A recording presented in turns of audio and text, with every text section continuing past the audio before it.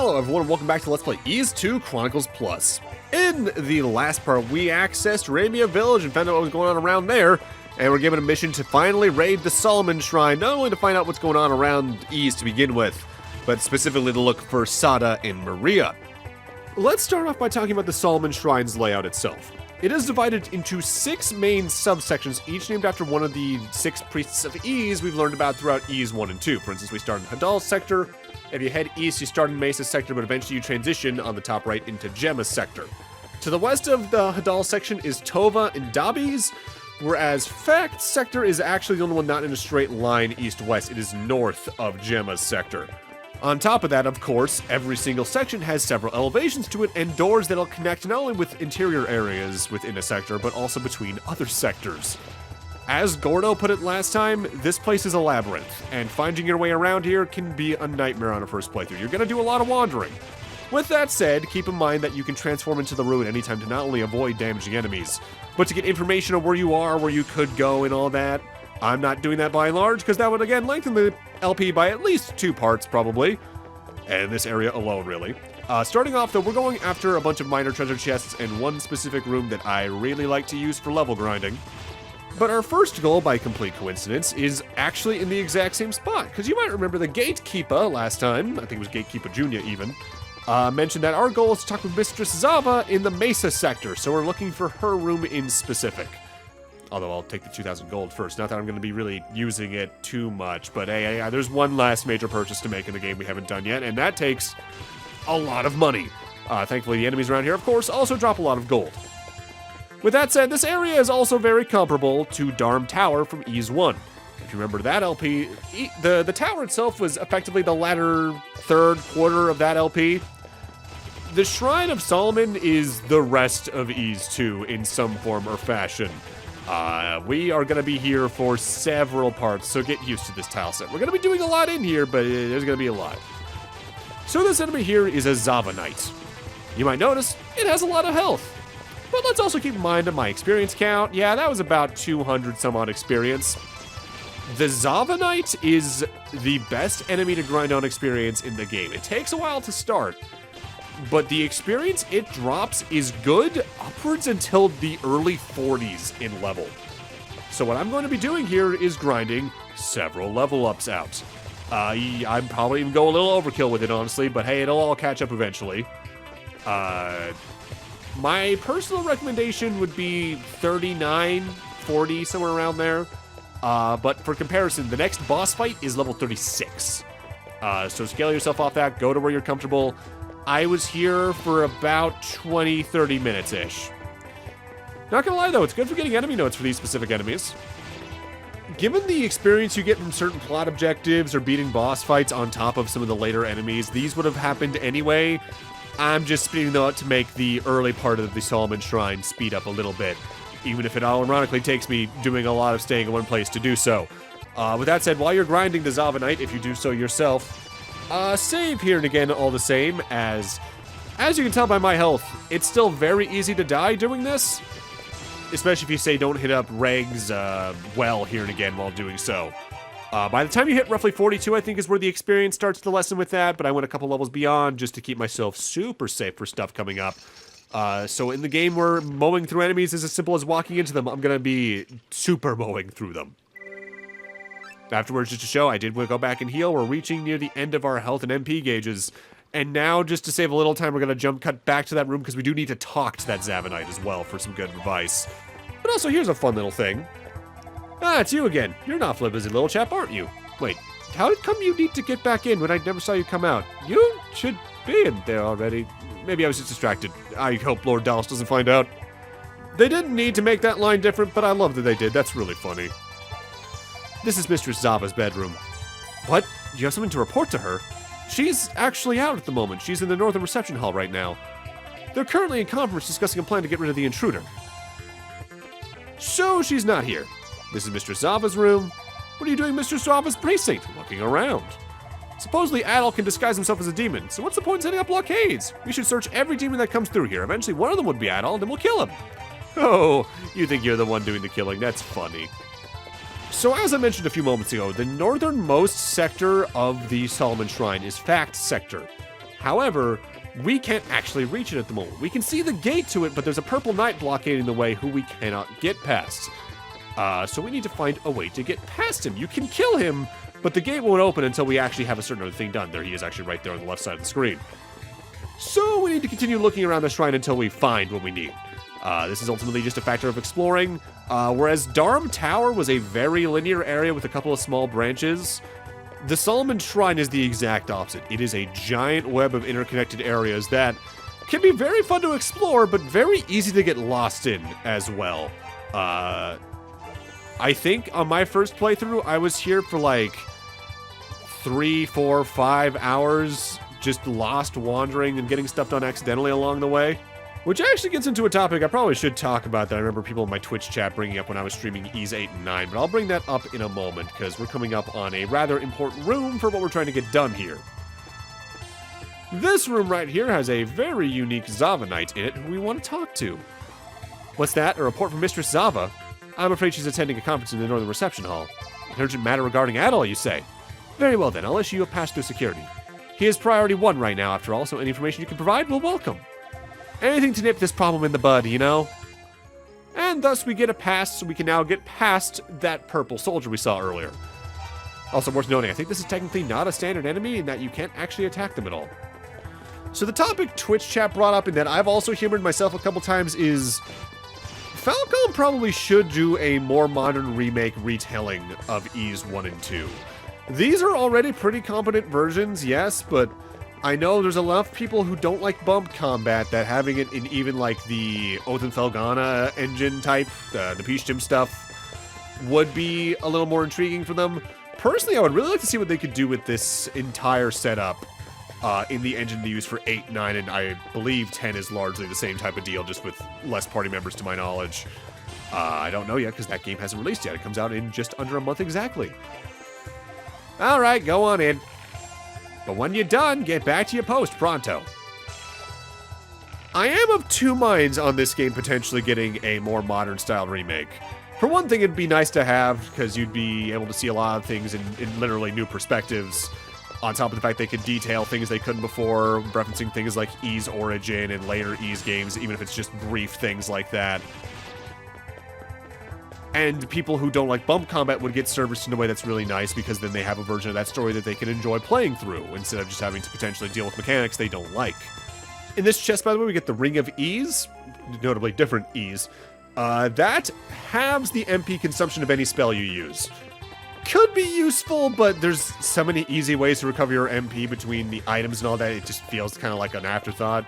Going back to the previous topic, though. I think a version of Ys 1 and 2 not having bump mechanics at the same time would feel very weird, but I think that's largely just the historical perspective in my head, where the reason these games play the way they do is rooted in a very specific thing from a very specific, outdated form of technology that I think should be remembered and is important. But at the same time, and I feel like this might be the most important thing, it's not like a remake would ever erase the original game's importance.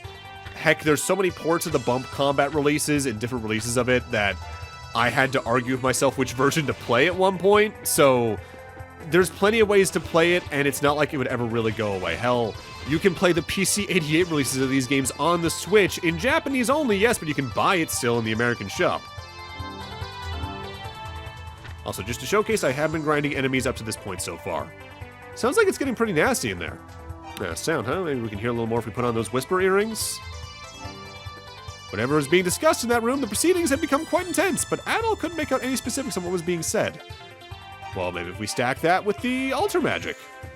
Adol heard voices coming from within.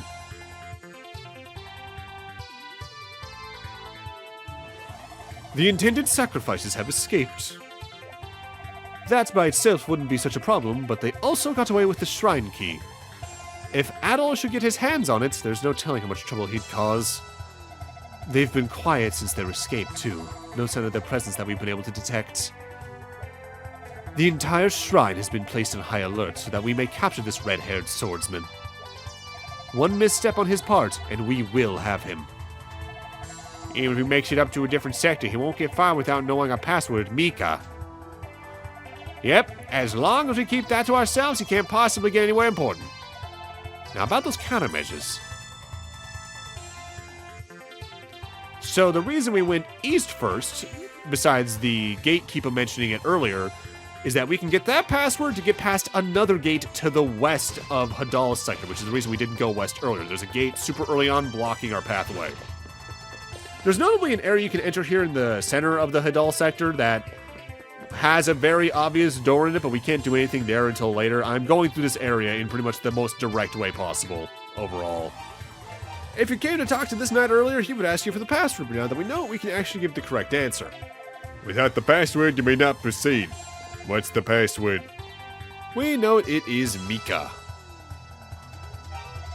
That's the one. I'll open the gate for you right away. The sacrificial human has escaped and seems to be hiding out in the subterranean canal. If you find him, report back immediately. Worth noting, once you get those gates open, you never need to actually talk to the guards again, which stands opposite to the Zerots at the very start of the Solomon Shrine. You need to talk to them every time you need to come back in. Until we are eventually strong enough to kill them, I believe, in which case you might just be able to open the door.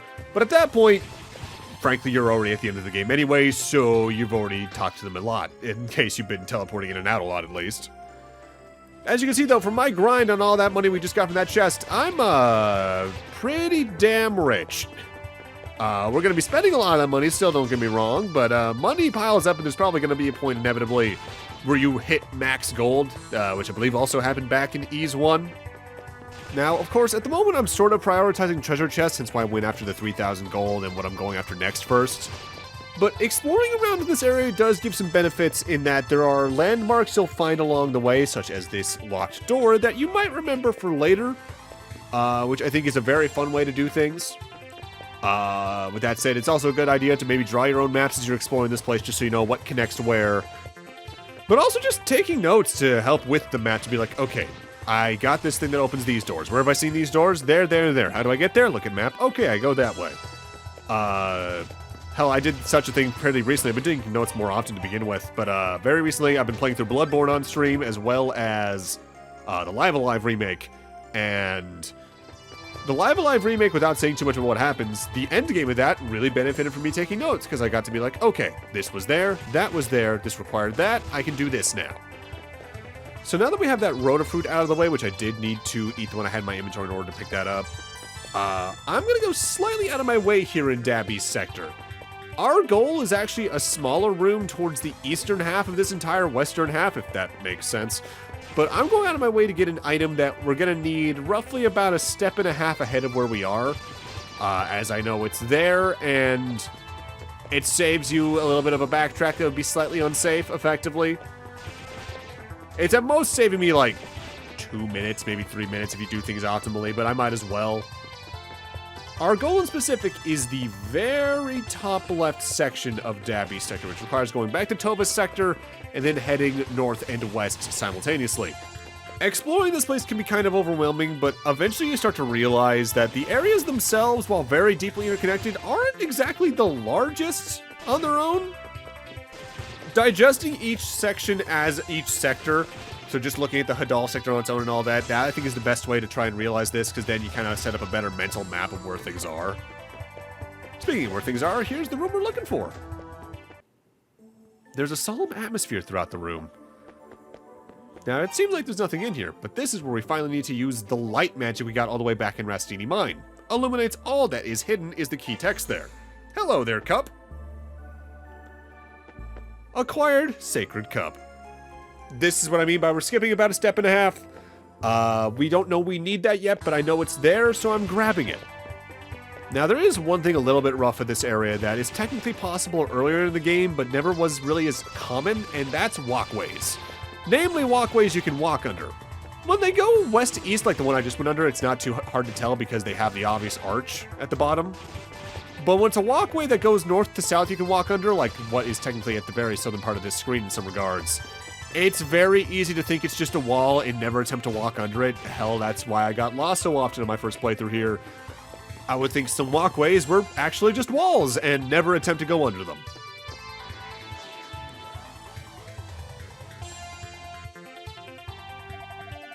This is as far as you go, Adol Kristen. Opposing us as you are would be foolish at best. I suggest that you take your leave. Quickly. Ow, God, okay, so I can't attack you. Got it.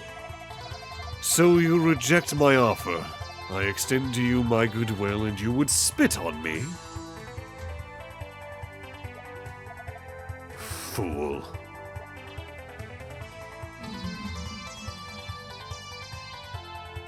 I'm adorable again. May you live out your days as that which you have struggled against for so long. This form is most appropriate for one who would so readily dance at the goddess's whim. So, we're a Roo again. Why is this bad? Because we can just transform into one at will anyway? Because now, humans can't understand us by and large, and if you progress further past that door, you'll eventually run into a human who you won't be able to get past. So, we need to cure ourselves. Notably, unlike your standard Roo form, you actually can attack enemies in this form, so you're meant to wander around and try to find something while you're in a Roo. A demon? Wait, at all? What's with the cutesy costume? You look like a demon. Stay like that and you'll get attacked. Why did he recognize us? Well, because he's an actual friend of ours, and there's not many redheads in this franchise for some reason. If you talk to most people, they either can't understand you or think you're threatening them, and thus will say nothing of actual note to you. So, for right now, I guess let's see if we can go talk to anyone who can. Gorto recognized us, so maybe someone else that's an important NPC can, like Hadat. Are you at all? I'm sorry, but I don't speak the language of the beasts. You'll need to approach me as a human. Old man Reg might be able to understand you, but all I can hear are adorable whimpers. Well, at least you're calling me cute, because damn it I am! Thinking about it though, I've never actually taken this form over to the Roo village to see what they had to say. I'm gonna need to see if I can do that by the time I get to the second editing pass. Now, what would a demon want with an old fool like me? Adol desperately tried to explain who he was. A curse, is it? All right, I understand. Can you explain to me exactly how this happened? Adol explained the manner in which he had been cursed. I see. Quite a powerful wizard, then. First order of business is to get you turned human again, which shouldn't be too difficult. It seems the priest Dabby is said to have possessed a magical artifact known as the Sacred Cup. If you fill it with a certain kind of water, it becomes blessed, and the resulting holy water can nullify curses. The Sacred Cup is said to be somewhere in the shrine, in a room with walls of a color distinct from its surroundings. Finding the room is the first step towards recovering your true form. Ah, I see you have it already. We'll have you back in no time then. Let's see what we have here. Reg took the Sacred Cup in his hands and studied it excitedly. It really is. It's the Sacred Cup, at long last. Oh, sorry, you wanted some sacred water, did you not? I can say with some pride that this old well is another of my research specimens, and a mighty good one. The water supply has never once run out in 700 years' time. If my findings are correct, it should meet all the necessary criteria for the sacred water, and then some. Mix 1 part Reg's special well water with 1 sacred cup, and what do you get? Holy water all the way. So, of course, I already had the cup, but if you didn't, you had to go get it. Between his hint of it being in the Dabby sector, which is pretty good to begin with, because that's a pretty dead-end area, and the walls being a different color, because they're a slightly different purple there, you should be able to find it pretty quickly. Reg filled the sacred cup with well water. Take a drink. This should return you to your human form. Adol took a drink from the sacred cup, now filled with water.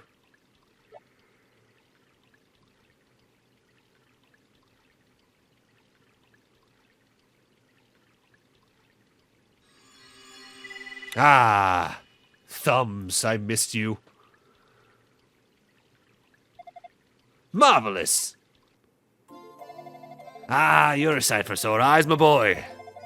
Though that dark Roo form certainly wasn't without its charms. So now we're free to go explore the depths of the Solomon Shrine once again, going beyond where we just got Rooified, or I guess ruined might be a better way to phrase that. But first, I want to go talk to Hadat, because he's got some more dialogue at this point. Do you need anything at all? Something on your mind? Whom shall I discuss? I live here with my son, Sada. We've been simply biding our time, waiting for the day our duty could be fulfilled. Sada has disappeared, and so has the sword which serves as our family heirloom. Seems he went to rescue Maria from the sacrificial ceremony. Maria is Sada's fiancée. 3 days ago, she was taken by the demons. Sada was out on patrol on the day they attacked, so he wasn't around to put up a fight, which he certainly would have. If he had been here, Sada would have given his life to protect her. It was foolish of him to enter the shrine on his own, but I can't really blame him, considering the situation. What about the area? Ramia village prospered in the shadow of the shrine gates. We'd been living peacefully here since Ys rose into the sky 700 years ago. No one knows quite why, but around 6 months ago, demons began pouring out of the Shrine of Solomon. We've established a lookout post in front of the shrine now to give us advance warning if the demons attack. They are powerful, after all, and they vastly outnumber us. If we should try to fight back, they'd raze the village to the ground without the slightest effort. We can only hide. It was once a shrine to the goddesses. The royal chambers near the bell tower, and the layout is sectioned. It's basically a giant labyrinth, and no one knows quite how to find anything in there. Plus, it's teeming with demons. The day the demons began attacking us 6 months ago, Marl and her brother were both killed. Marl's remains were found at her home, but her brother's body was missing. Even now, I still remember as if it was yesterday. As dusk hit, it felt like the sky was stained with blood. Ooh. The Shrine of Solomon's an enormous labyrinth. Do take heed, and watch your back. Well, at the very least, that serves as more motivation to soldier on and solve what's going on here. But with that, I'm going to need to end this off here. Thank you guys for watching, and in part 9, we're going to soldier on through where we got turned into a roux and see what lies beyond that chamber. See you guys then.